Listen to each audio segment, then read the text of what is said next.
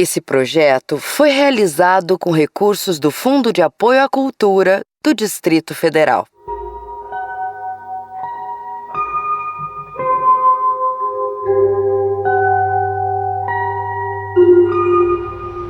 Começa agora Dobradiça Entrevista, de uma conversa para uma performance. Pátio do campus da UNB. Um gato rajado passa. Acima está o céu. O pátio tem uma pequena arquibancada e ao lado, uma torre branca. Estamos aqui no Teatro Augusto Boal, da Universidade de Brasília, no campus de Planaltina, e eu sou o apresentador do nosso programa, Dobradiça Entrevista. Sou Quino Lopes, um rapaz de cabelo preto, de pele branca, de barba ruiva, essa barba que ressoa na minha calça vermelha, que ressoa novamente no tapete ao meu lado, tapete também vermelho, que comporta 2 mesas. A mesa mais próxima de mim, contendo 2 carrancas, e entre as 2 mesas um azulejo que a gente encontrou por acaso aqui no teatro, um azulejo com o nome do próprio Teatro Augusto Boal, que retrata um pôr do sol com gestos verdes que se desmancham em árvores, com uma espécie de pássaro ou lagarto que se assenta sobre o pôr do sol. A outra mesa, mais afastada de mim, mas mais próxima do nosso convidado, com flores secas, conchas e um pequeno pato mergulhão que nos leva às botas pretas, à meia preta, à calça preta, ao colete preto por cima de uma camisa branca, da pele negra, do também bigodudo e de cabelo curto, Vitor Rodrigues, o nosso entrevistado multi-instrumentista, que, acompanhado da sua entrevista, que falará sobre seus códigos musicais, fará uma performance com sua guitarra, com sua chave de fenda e com seu rádio cinza, nostálgico e fantasmagórico. Nosso convidado do dia, Vitor Rodrigues, que reside aqui em Planaltina DF, iniciou seus experimentos e sua vivência com a música já na infância a partir da igreja. Em 2017, o Vitor começa a produzir seus projetos autorais, projetos que nunca vieram a ver a luz do dia. 3 anos depois, em 2020, ele lança seu primeiro projeto público, que é Morte em Pleno Verão, e desde então suas pesquisas seguiam através das noções de técnicas estendidas, preparação e montagem do seu instrumento, como também a manipulação de resíduos e ruídos sonoros, como podemos ver, por exemplo, no Prometa Jamais Se Calar de Repente, pequeno aparelho de rádio, ou em Aniquilação, projeto este que lhe rendeu premiação pelo South American Awards. Vale mencionar também que o Vitor tem um convívio muito forte na improvisação, como método de mediação e relação com esses seus materiais, digamos assim, não pré-meditados, que resistem a uma categorização prévia ao que se tem como música. Vitor, obrigado por aceitar esse convite para participar do nosso programa e, partindo dessa breve introdução sobre o seu trabalho, nasce a primeira pergunta. O que te chama tanta atenção para o aparelho da rádio, do aparato da rádio, ou talvez colocando de forma mais genérica, do aparato da disseminação em massa? Primeiro eu que tenho que agradecer o convite. Eu acho que o meu interesse por rádio, ele se derivou de sentido, ou se estendeu de sentido, em vista ao meu interesse inicial. Eu acho que inicialmente eu estava muito interessado em experienciar o excesso, ou que eu julgava premeditadamente ser o excesso de estímulo e de informações nessa mídia meio apagada, né, da indústria cultural hoje em dia. Eu acho que quando de fato comecei a ouvir rádios da forma que eu ouço e passei um tempo lidando com isso, eu notei que na verdade não existe um excesso, pelo menos na minha concepção, existe uma escassez, existe uma espécie de um cadáver em processo de decomposição no que em algum momento foi uma superestrutura da comunicação de massa, assim, né, uma superestrutura de disseminação e manutenção disso, assim. Eu acho que esse foi o meu primeiro insight, que veio com o meu primeiro contato, assim. Notar como, através, né, da obsolescência que a rádio sofre com as novas tecnologias, com a TV, com a internet, ela parou deixou de estar em voga dentro dessa superestrutura de disseminação de informação e cultura em massa. E hoje em dia, pelo menos eu noto isso, assim, existe pouco conteúdo, existem muitos ruídos, assim, existe muita onda perdida, uma espécie de memória de algo que em algum momento foi um ícone de condicionamento social dentro da nossa sociedade. E, enfim, após isso, eu acho que eu comecei a criar os meus afetos, né, começaram a entrar em questão, e eu acho que se derivou para um sentido de uma certa pesquisa autobiográfica que em algum momento se derivou para autoficcional, né? Eu acho que isso surgiu a partir do momento que, dentro da arbitrariedade que a rádio me sugere, existe um nível de controle do que eu de fato quero ouvir e do que eu de fato quero gravar. E eu acho que é aí que o meu afeto se elucidou para mim, assim. Eu acho que o que começou a se tornar muito interessante para mim foram espaços de fantasmagoria, né? Onde espaços entre frequências, onde se houve a memoração da fala de alguém, se houve o escopo de algum programa, de alguma propaganda, mas corrompido pelo ruído, e principalmente conteúdo religioso, assim. Eu acho que isso teve um efeito afetivo muito grande em mim, talvez por me lembrar de né, parte de algo que algum dia foi meu afeto, que eu não revisito há bastante tempo. E eu sinto que o ponto autoficcional, que, né, acho que também vem a ser acreditado a outros interesses na época além disso, surge também na arbitrariedade do material que me é sugerido. Assim, por exemplo, eu nunca fui católico, mas foi o conteúdo que mais me interessou. Então, por mais que eu tenha uma questão afetiva, no sentido autobiográfico, com o conteúdo religioso, né, eu tenha memórias com aquilo de alguma forma, eu nunca tive com efetivamente a missa que eu gravei por horas, ou os hinos católicos que eu gravei por hora.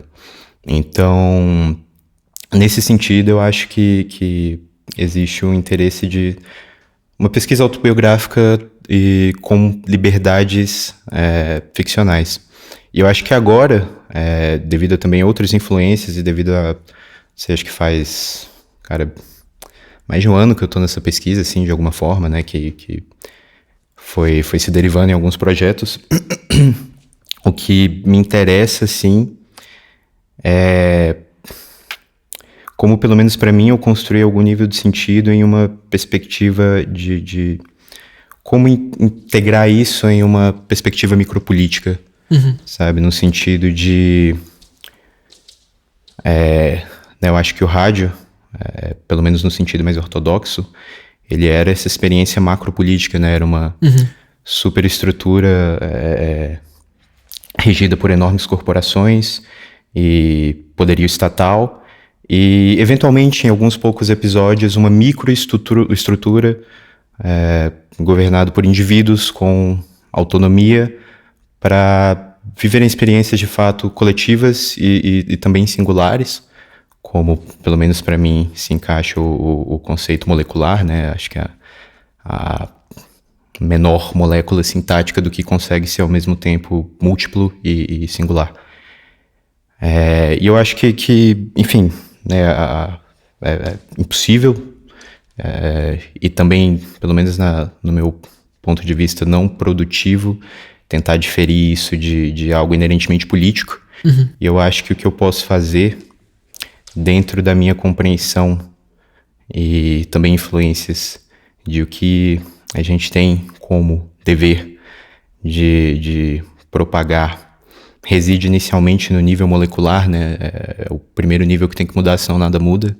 Eu sinto que agora o que me interessa é a minha transmissão, o que eu consigo transmitir na escala de metros, que quem está aqui vai ouvir, quem não está vai ouvir, mas o que eu consigo transmitir com a minha síntese, que está imbuída nos meus afetos, de como eu vou selecionar com as minhas mãos o que vai tocar, o que você vai ouvir, como eu vou gravar, como eu vou criar loops daquele material inicialmente arbitrário, mas definido pelos meus afetos, que vai ser transmitido e sintetizado pelos afetos de outros. Então acho que eu tô no processo ainda, né? Pode ser que em algum momento se derive um quarto sentido, assim, mas essa pesquisa me rendeu esses 3 momentos, assim. Você fala de uma coagulação de informações que a rádio conseguia conter. Eu digo conseguia porque, pelo que se parece hoje, já está praticamente obsoleto a centralização que se tinha antigamente. E fica latente na sua fala uma espécie de, ao mesmo tempo que uma distinção do meio de comunicação rádio para essa, mais latentemente hoje, mais fortemente hoje, a internet, fica latente essas distinções, como também alguns tipos de transferência de um meio para o outro. E é interessante pensar que a gente já faz parte de uma geração que consegue reter a memória de pelo menos um momento onde a internet era um tanto mais fragilizada, um tanto mais, talvez, empírica, em relação a hoje, que se vê uma espécie de controle ainda, que talvez vai lembrar de uma época, na época da rádio, mas que traz algumas diferenças pontuais. Em termos de prática, como você colocou, uma espécie de ressonância política, musical, você vê que existe algum tipo de diferença prática, tendo em vista a realidade da rádio ou a realidade da internet, a atividade do musicista na rádio ou a atividade do musicista na internet? Assim, né? Eu acho que algo que me é devido colocar é que, por mais que eu tenha feito esse comentário sobre como a rádio existiu enquanto uma estrutura de propagação e manutenção de aspectos vigentes da sociedade, isso não é dizer que não existiu arte na rádio, né? Assim, sem dúvida existem e existiram experiências muito legítimas artísticas na rádio, como na televisão ou em qualquer outro lugar.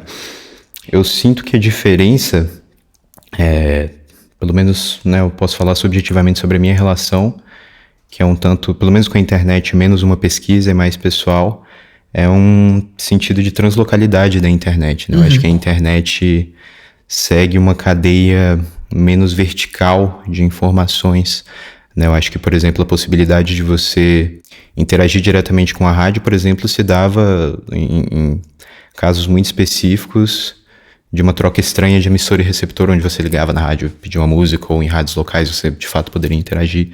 A internet, ela não tem, em muitos sentidos, essa verticalidade, né? Não que, mas isso para mim também não é dizer que a internet não obedeça, hoje em dia, a mesma superestrutura de controle cultural de quem tem interesse e o poderio para fazê-lo. A respeito da posição do músico em específico, eu sinto que existe uma liberdade em específica e com a liberdade existe tanto um desespero quanto o que quer que você possa gozar nessa liberdade. Assim, eu não acho que eu trocaria a minha vivência enquanto músico, que lida majoritariamente com softwares e com propagação na internet, por uma onde eu tivesse que recorrer a modos mais ortodoxos de propagação da minha música, como, né, assim, fazer contratos com Certo. com, sei lá, grandes gravadoras ou algo do tipo. Eu acho que né, existe uma possibilidade de uma centralidade molecular na internet também, né? Você pode conseguir propagar de fato o que você quer fazer e, enfim, não existem garantias, como acho que nada hoje em dia no capitalismo pós-moderno sugere nenhuma garantia pra gente, mas não sei, é isso, assim, é uma experiência bem subjetiva com... Não, claro, inclusive parece que essa espécie de criação de ilhas que a internet proporciona deixa tudo um pouco mais subjetivo. Deixa tudo um pouco mais, digamos assim, um pouco mais espaçado as experiências. Em termos de o acesso que você tinha, claro, levando em conta o interesse de uma idade mais jovem sua, Você sente que hoje você tem mais acesso a uma espécie de diferença no campo da estética através da internet, ou que você é mais consumido por esses momentos locais de centralização? Eu sinto que eu tenho mais acesso à diferença, mais acesso a essa, né, descentralidade, o que novamente pode ser positivo, mas também como eu posso dizer, eu acho que o contato com essa diferença também esclarece muito bem as limitações e as não liberdades que a gente tem com esse modo, sabe? É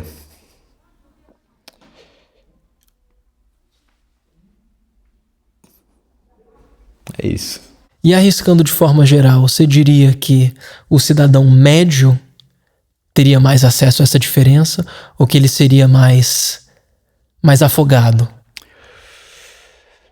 Eu não sei dizer, assim, eu acho que algo a se considerar também são, né, a forma que a indústria cultural trabalha hoje em dia, né? A gente não tem mais essa estrutura da rádio ou do início da televisão, que considerava uma célula familiar e um entretenimento que fosse voltado para isso, um entretenimento que atingisse o ouvinte ou o telespectador de uma forma absolutamente passiva.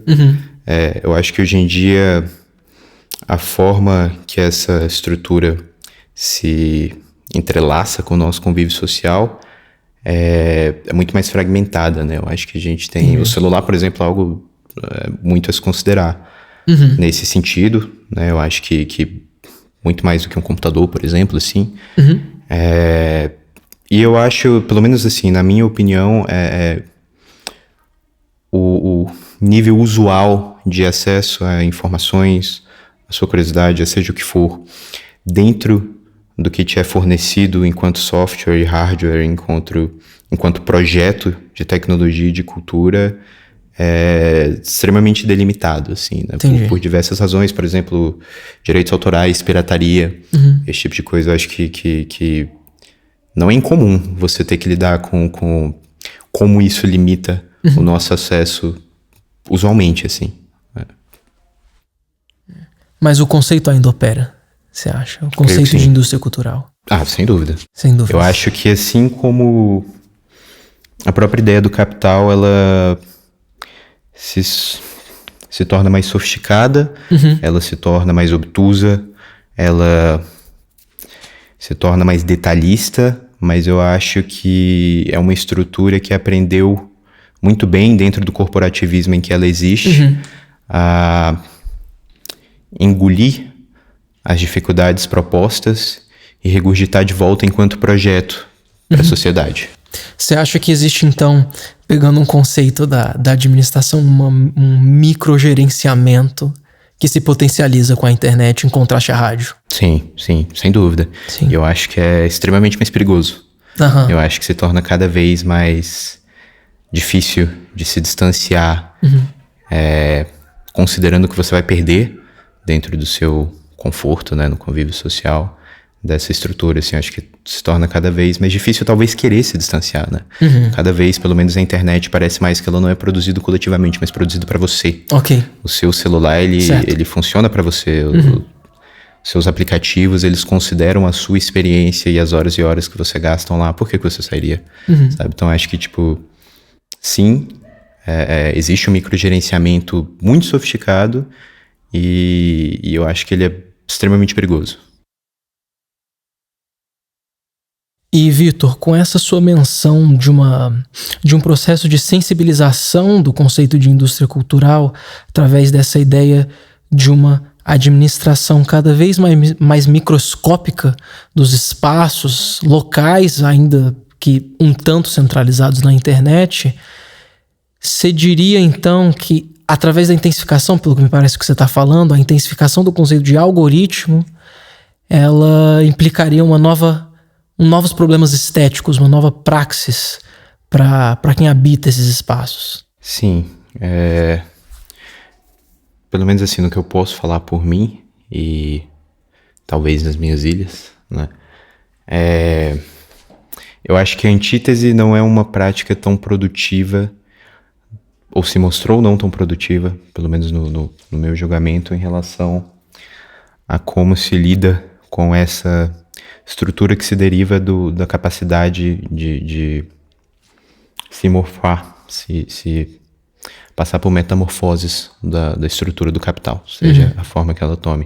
Eu acho que uma grande prova de que a antítese não é tão produtiva é o fato de o meu celular, os meus aplicativos, me indicarem cotidianamente experiências artísticas que um dia foram feitas absolutamente fora de dinâmicas capitalistas e de dinâmicas monetárias e em uma antítese à indústria cultural e hoje em dia foram absorvidas de qualquer maneira. Ok.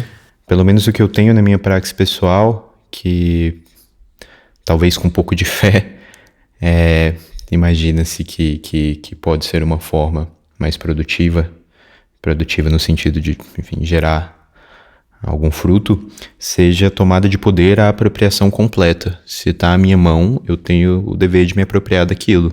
E com isso eu quero dizer piratear softwares, utilizar softwares de código aberto, hackear hardwares,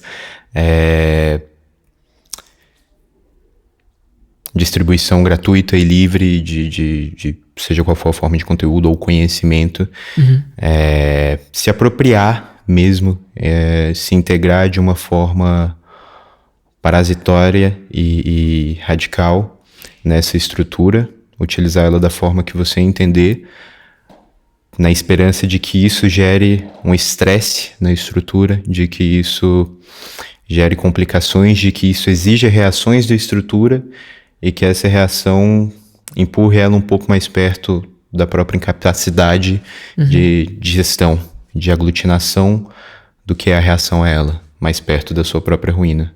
Entendi. Ou seja, a saturação é uma resposta muito mais viável que uma espécie de retorno. Eu imagino que sim. Ok. Ou espero. É o que eu tento praticar. A ideia de uma tomada de poder e absoluta apropriação mesmo, assim, do meio que me é possível, do que está na minha mão. E, Vitor, falando em saturação de espaços, a sua música me parece trabalhar com um conceito de espacialização, isso é, a ideia de uma oposição a instâncias de linearidade, a ideia de um ruído e a textura, o caráter matérico do ruído que se opõe ao caráter condutor de uma figura. Eu digo assim, nas suas músicas me parece ter a ausência da melodia como material que conduziria uma certa orientação, um certo ordenamento do tempo musical.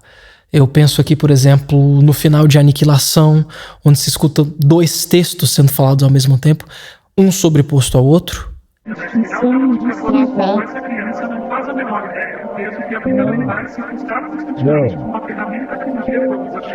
Evitando qualquer tipo de clareza, os dois distorcidos, remetendo a uma espécie de memórias ou de objetos truncados, de objetos distantes, que se tem uma intuição do que está ali, mas não se tem exatamente aquela ideia de qual é a espécie de ordem que aquilo está tentando articular.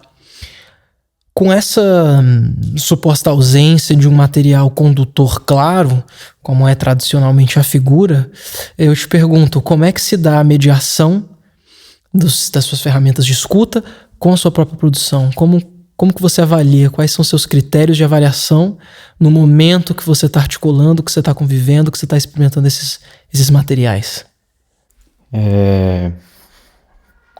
Eu acho que a questão, né, eu acho que se eu tento derivar algum sentido específico disso para mim, além só de como meu ofício tem funcionado, assim, eu acho que a primeira coisa que eu penso é a respeito de um mote um pouco tradicional no papel do compositor, de retomar as inovações de seu tempo e do tempo anterior, de caminhar à frente no seu papel na história, né?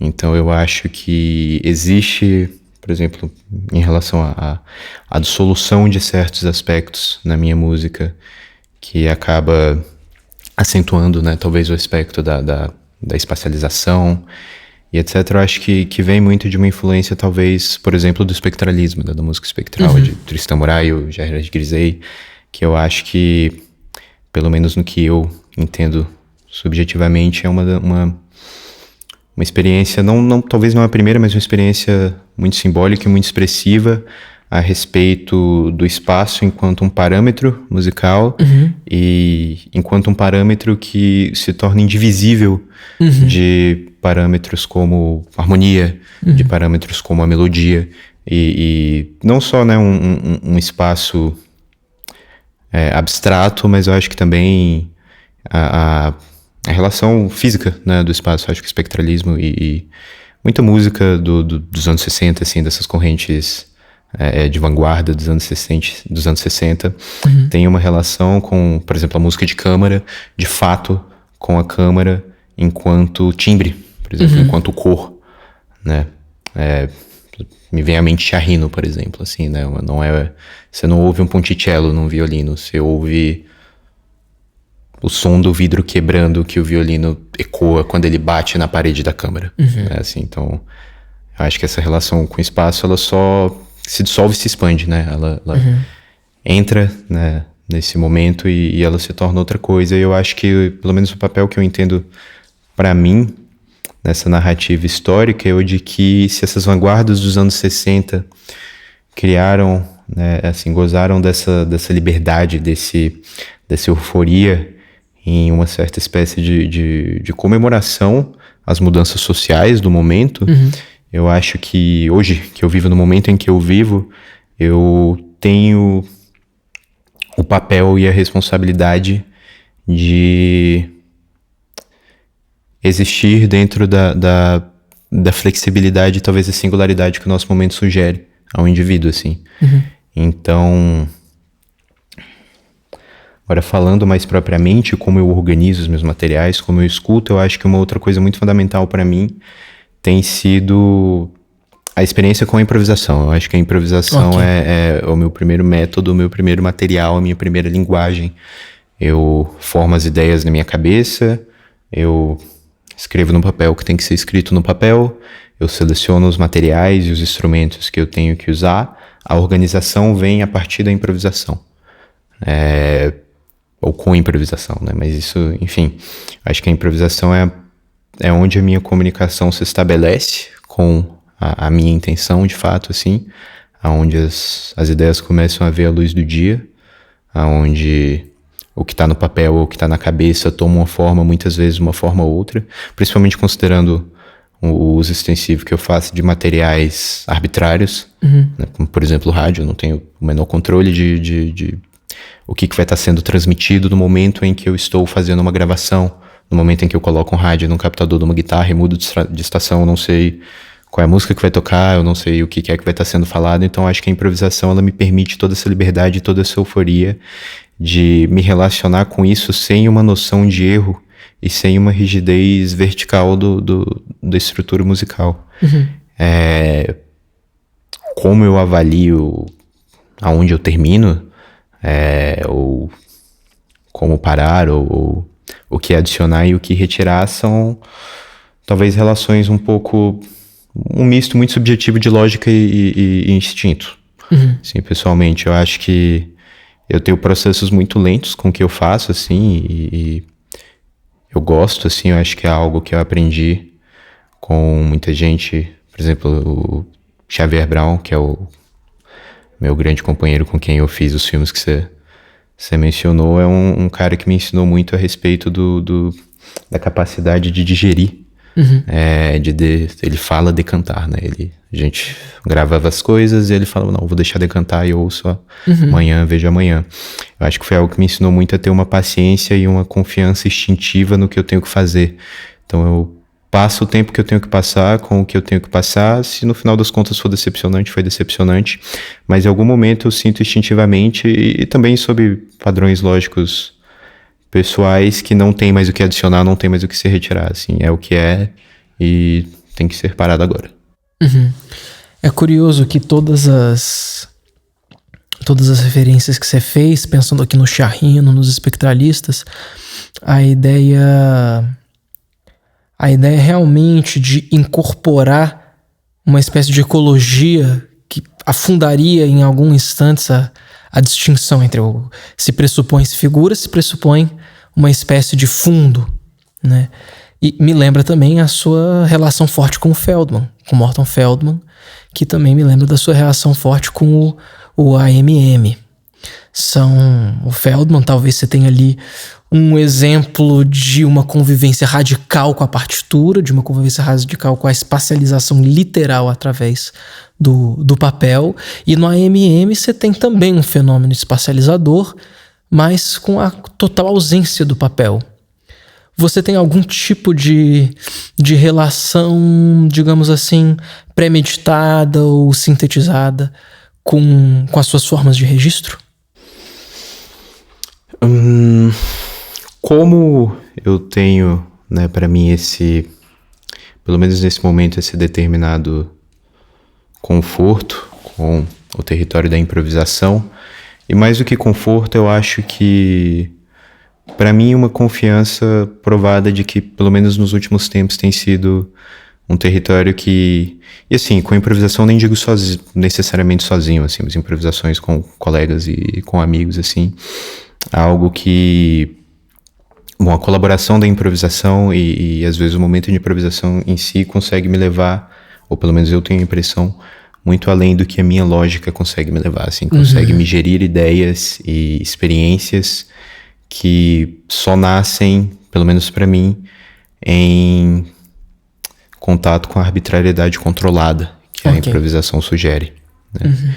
Então, eu acho que a minha principal forma de registro são gravações em áudio, assim. Eu acho que eu escrevo, mas a forma que eu escrevo é mais um esboço. Eu escrevo pequenas ideias na intenção de que elas sejam flexíveis e de que, se for o que eu sinto que é requerido, que sejam absolutamente ignoradas ou que sejam rígidas. A principal forma de registro, a principal forma de revisita, para mim, é gravar. Gravar e ouvir, esmiuçar e decantar e criar ali uma praxis particular daquele momento, assim. Entendi. E em relação aos seus critérios de avaliação sobre sua própria produção, você diria que você tem algum tipo de ferramenta, de aparato que você constrói para mediar os sons que compõem, digamos assim, sua biblioteca de influências, sons que te moldam, sons que te perseguem? Algum aparato de organização disso? Cara, eu acho que o aparato é o afeto. Mesmo assim, o meu aparato é o afeto, é o que me persegue de fato. É a sensação. Sabe, eu acho que assim, ouvir Feldman e Boulez tão extensivamente que eu tentei aprender a tocar piano, porque o afeto ficou comigo, sabe? Então eu tentei adicionar o piano enquanto material, nesse sentido, assim. Eu acho que o AMM e o Toshimaru Nakamura falaram tanto comigo que o meu interesse por no input e por pedais e síntese cresceu muito, né? Assim, nesse sentido, eu acho que o interesse por Keiji e pelo Tetsuo Kogawa, em algum nível, em algum momento, influenciou as experiências com rádio. Eu acho que o material de organização é o afeto, assim, mesmo. Existe um processo de você experimentar esses materiais com suas próprias mãos. Sim. No caso, você falou do piano ou do no input. Sim, eu tenho... Sei lá, eu acho que tendo, né, a consolidação desse afeto como guia, em alguns momentos eu tentei a minha mão e a minha praxis pessoal, não necessariamente em, sei lá, compor algo com cluster de notas no estilo de Boulez ou Schoenberg, mas assim, a ideia de qual é a possibilidade sônica daquilo que eu ouvi alguém que eu tenho esse afeto fazer, assim. Sabe, qual é a possibilidade, o que adequando, não necessariamente intencionalmente, ou sim, esse material a mim, no meu momento histórico, no papel que eu sinto que eu cumpro comigo mesmo, aqui o que eu posso extrair disso. Novamente, eu acho que retorna para o início da questão, né? Eu acho que é um pouco de uma consciência da narrativa, da história da arte até a gente, nesse momento, enquanto uma dialética material mesmo, e qual é o nosso papel nisso. Então, assim, tendo os afetos e como regente disso, eu acho que é isso, assim, né? Acho que eu tô sendo um pouco redundante, mas eu acho que é isso que guia, pelo menos em algum nível, a exploração. Se vai pra frente, se vai ver a luz do dia, isso é um outro pensamento. Um outro momento. Um pensamento bem posterior, um outro momento, assim. Mas o que rege a oficina das ideias, pra mim, são os afetos, e eu tento não complicar muito isso pra mim. Se a forma que você desenvolve essa escuta de um Feldman, essa escuta de um Sugimoto, bom ter visto que você é um músico, você é um compositor, você toca instrumentos, mas você é cercado também, essa sua biblioteca imaginária é cercada por elementos não musicais. A influência que o Mishima lhe rendeu, né, para Morte em Pleno Verão. Como que você então articula, como que você media a sua relação com digamos assim, essa influência musical vindo de instâncias não musicais? Cara, esse é um processo não necessariamente complicado, mas é estranho porque é talvez absolutamente subjetivo, assim, né? Não sei se existe uma fórmula, não sei se existe uma forma melhor da forma que funciona pra mim. Eu sei que eu posso fazer a forma que eu faço. E eu acho que mudou um pouco também em algum sentido. Eu acho que no Morte em Pleno Verão, que muito claramente pega o título emprestado de um conto do Mishima, o que me interessou foi uma dimensão emocional que existe na literatura, né, existe nessa peça dele em específico, nesse conto, e que no momento me afetou muito pessoalmente, assim, por diversas questões que, novamente, tem a ver com esse reino de afetos, assim, né, que eu mencionei. Então eu acho que para mim, entrando especificamente nesse momento, o que eu vinha a extrair e organizar enquanto material musical, vindo desse conto, foram ideias abstratas de restrição, ideias abstratas de silêncio, de monotonia, de algo fúnebre, né, de luto, assim, o título do conto não esconde do que ele fala. Mas eu acho que principalmente a ideia da restrição, a ideia da restrição em movimento no tempo corrente, assim, qual é o som disso, né, e com os materiais que eu tinha à mão na época e que eram regidos por essas questões, no caso do input, que é o que eu toco a maior parte do tempo, mas por assim dizer, e também o melodrama, em um certo nível, assim. Eu acho que algo que, olhando pra trás, hoje em dia eu até acho meio questionável, é o final do Morte em Pleno Verão, que eu acho que abraça bastante o drama como um alívio dessa restrição. E hoje em dia eu acho meio estranho. Eu acho que essa relação se diferiu um pouco e se tornou talvez um pouco menos objetiva com o tempo, assim. Eu não posso dizer que o material não musical saiu da minha vivência, sabe? Eu acho que agora eu tenho lido muito Beckett e eu acho que isso, sem dúvida, influencia de uma forma muito direta, mas ao mesmo tempo muito subjetiva, talvez, a minha relação com os samples, com os loops, né? Eu acho que o Beckett tem notoriamente a relação dele com linguagem e excesso e repetição e tudo isso como um artifício de exaustão do meio. Né? Eu acho que isso, por exemplo, né, assim, para mim, de alguma forma emotiva, criou-se o paralelo entre essa repetição com a utilização de loops, e aí também arremata um pouco na questão que a gente falou a respeito da praxis contemporânea, do que seria a praxis contemporânea, para mim, né, a questão da rádio já entra assim, os loops de rádio, de um material que não me pertence, mas não tem nenhuma razão para não me pertencer. Eu posso me apropriar dele, sim. O que basta é eu fazer. E Então eu acho que pra mim, né, cria-se uma ligação, isso é um exemplo, né, mas cria-se uma ligação aí, o cansaço do meio, que é criado por Beckett, cria uma ligação direta com a utilização de loops, de materiais pré-determinados que não têm muito a ver comigo inicialmente, mas são organizados por mim, no sentido de talvez de alguma forma retratar exaustão, o cansaço, a repetição de um meio de linguagem e organização linguística que permeia a área em que eu me debruço, assim. É interessante, você coloca o Beckett como um movimento de saturação ao mesmo tempo do que de subtração. Uma saturação e subtração ao mesmo tempo.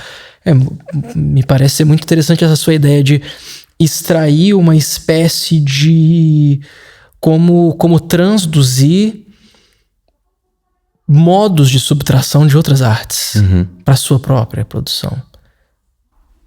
Eu acho que eu não sei se sempre foi assim, mas eu acho que é até meio difícil a gente não ser assim hoje em dia, considerando a vigência do excesso informativo que a gente vive, né? A vigência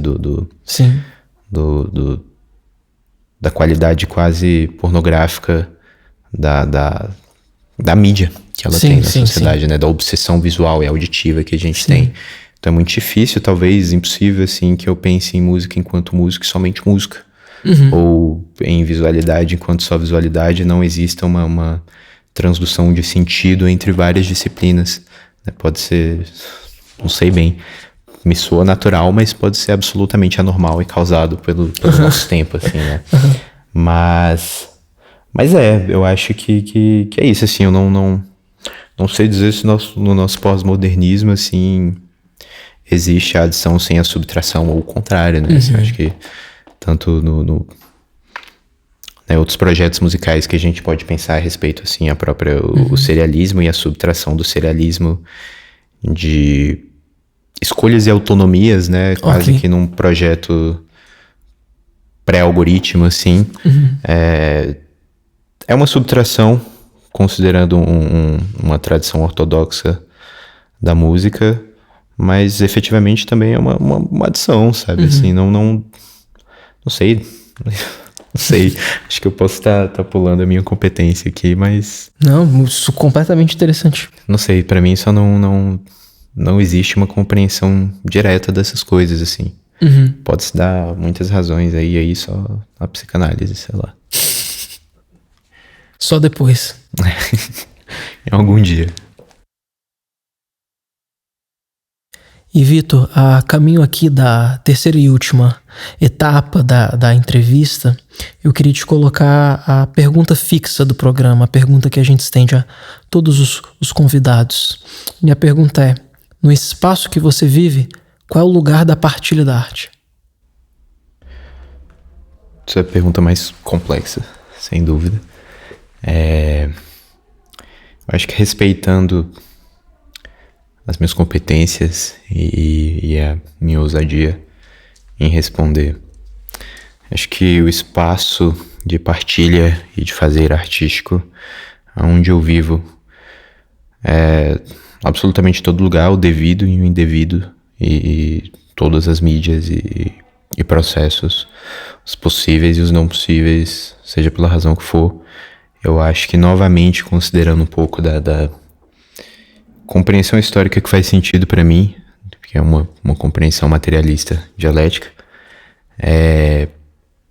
eu acho que existe na contemporaneidade, e não é novo, no modernismo também, um projeto super estrutural de planificação e centralidade da cultura, né? Eu acho que é um processo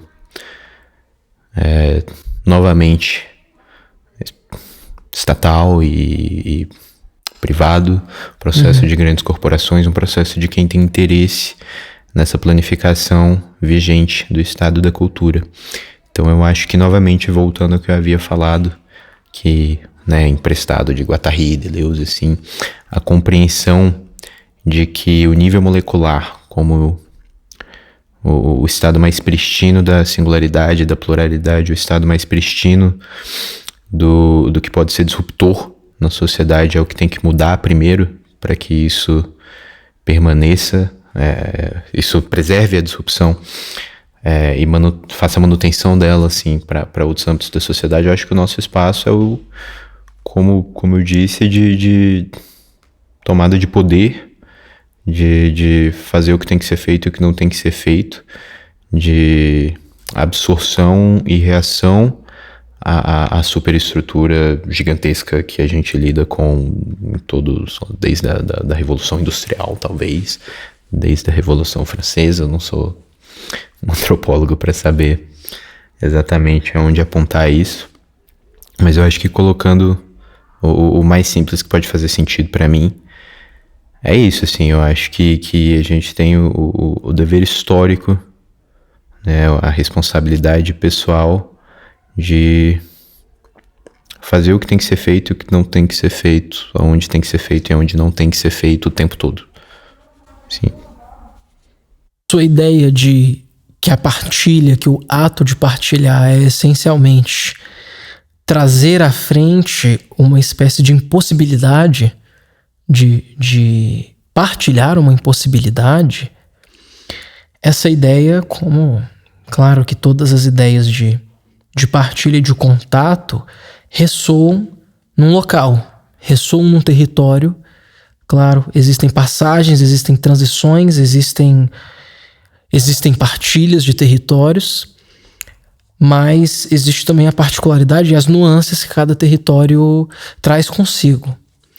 Como que você acha que se manuseia, como que você acha que se pensa essa particularidade? Bom, eu acho que a particularidade territorial, né, se ela é colocada como uma métrica,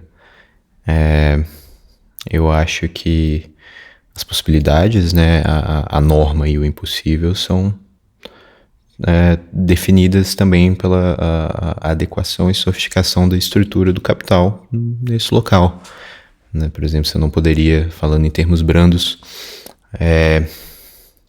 considerar que a tomada de posse, a absorção, ou seja, o que for o impossível em uma social-democracia seja o mesmo em qualquer outra forma de governo, né? Que exista em uma autocracia, por exemplo.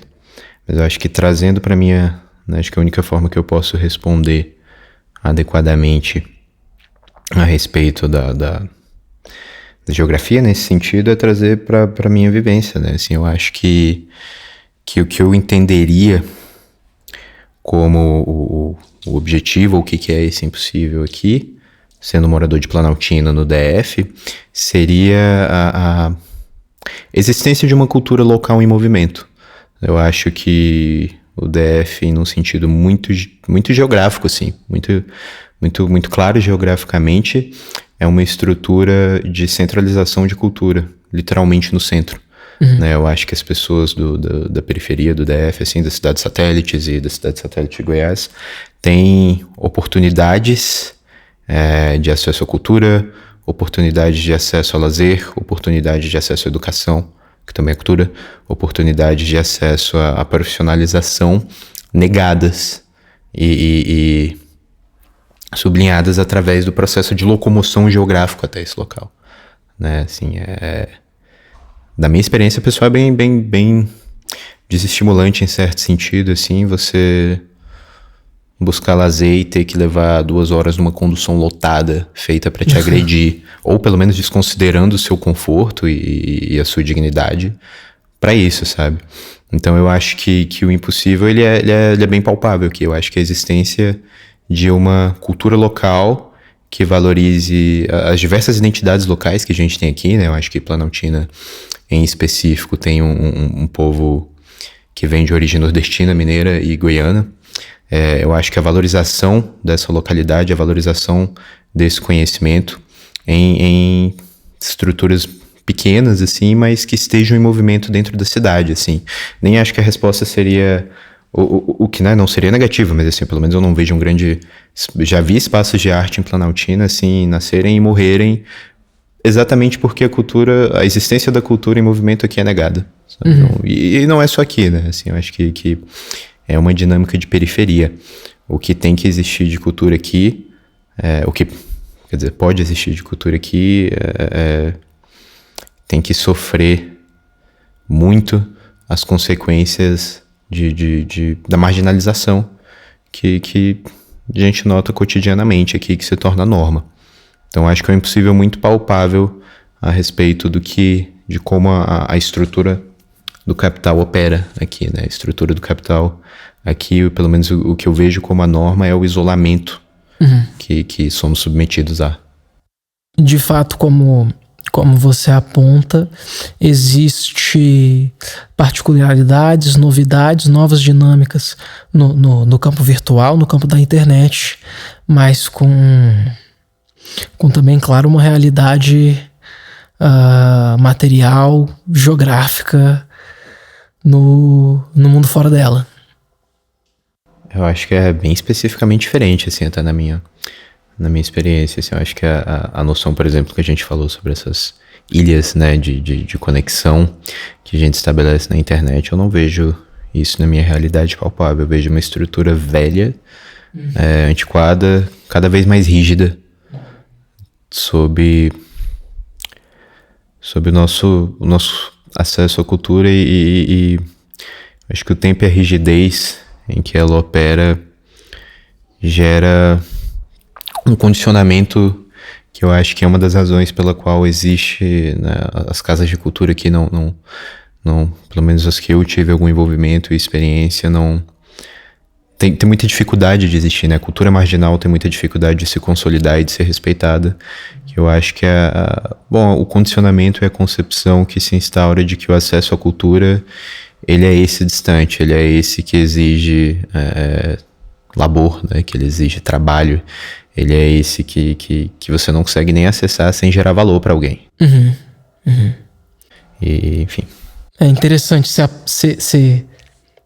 se aponta no Beckett como existe a fragilidade de pensar um antagonismo puro, uma binariedade pura entre saturação e subtração, e pensando a vida online, pensando a vida offline, pensando a vida material, pensando a vida virtual. Também não tem como pensar por uma mera seleção na ideia de aceleração e de lentidão, né? De velocidade e de lerdeza.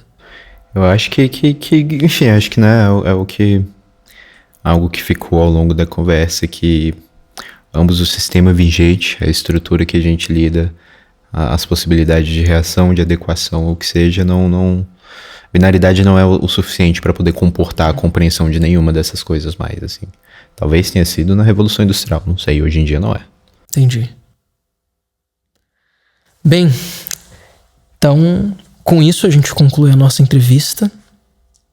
Queria novamente agradecer a você, Vitor, por topar esse convite, por topar compartilhar suas ideias aqui com a gente, por agradecer por levantar tantas boas reflexões, bons problemas, boas impossibilidades, boas possibilidades.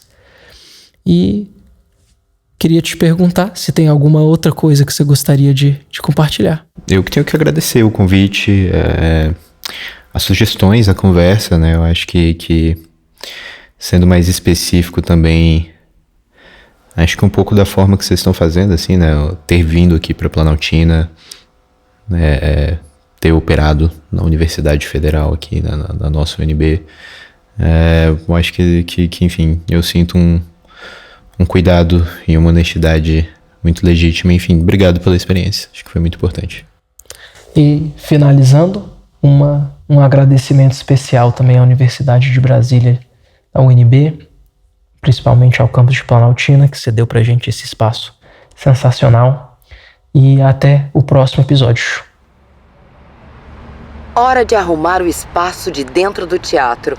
O espaço é amplo, com paredes brancas, ar-condicionado novo e uma escada longa. Cabem aí 240 pessoas. O teatro leva o nome de um dramaturgo brasileiro, Augusto Boal, que tornou-se mundialmente conhecido pela técnica do teatro do oprimido e dirigiu peças do teatro de arena. O palco em que estamos tem o estilo italiano, alto, retangular, com uma parede branca fazendo a função de coxia. No centro do palco, Vitor tem em sua frente a guitarra deitada sobre o tapete, e outros materiais utilizados na performance. Para essa performance, eu utilizei uma série de instrumentos e objetos não muito usuais. A maior parte deles disposto sobre o mesmo tapete vermelho que estávamos antes. Eu utilizei uma guitarra preta de escudo branco, com adesivo feito pelo meu amigo embaixo da ponte da guitarra, ligada por um cabo negro e um amplificador também negro com a grade prateada, com o microfone em sua frente com a armação prateada. Todo esse som foi processado em uma pedaleira cinza com decalques cinza claro, que pisca luzes vermelhas e verdes. Eu utilizei 2 chaves de fenda, uma preta curta e uma amarela longa. Utilizei cordas velhas de guitarra para poder tensionar as cordas da minha guitarra de fato e gerar um som contínuo. As chaves de fenda eu usei para suspender essas cordas que eu selecionei para usar outra corda. Além disso tudo, eu usei um aparelho de rádio, um radinho de pilha prateado, bem pequeno. Vitor permanece de joelhos durante toda a performance.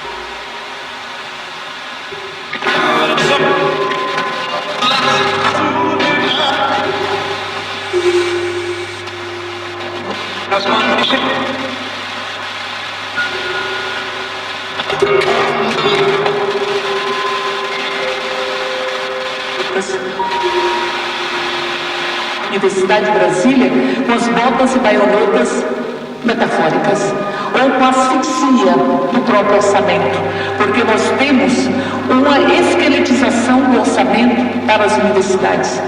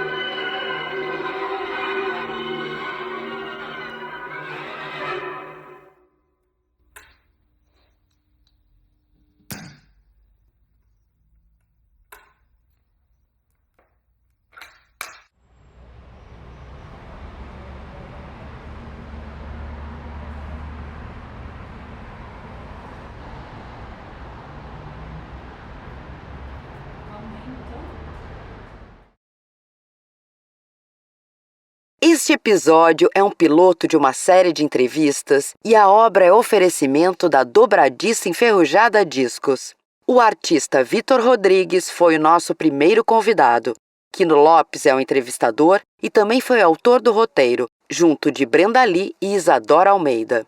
Direção e realização também de Brenda Lee, com assistência de produção de Isadora Almeida e Quino Lopes. O episódio tem a produção executiva de Malu Neves, assistência de set e ateliê de Juliano Martins, catering da Casinha Café, captação de áudio, mix e master realizada por Pedro Menezes e captação de imagem, edição e finalização por Xavier Brown. O projeto contou com design de Isaac Guimarães, ilustrações de Brenda Lee, animações de Rebeca Benchonchan e fotos estilo de Malu Neves e Brenda Lee. Para a acessibilidade, a audiodescrição foi realizada pelo Cinema Cego e legendas por Marcos Pérez e Luísa Porto. A assessoria de imprensa foi feita por Alessandra Pires. A idealização e obra original são de Quino Lopes, Brenda Lee e Isadora Almeida. Esse projeto é realizado com recursos do Fundo de Apoio à Cultura do Distrito Federal.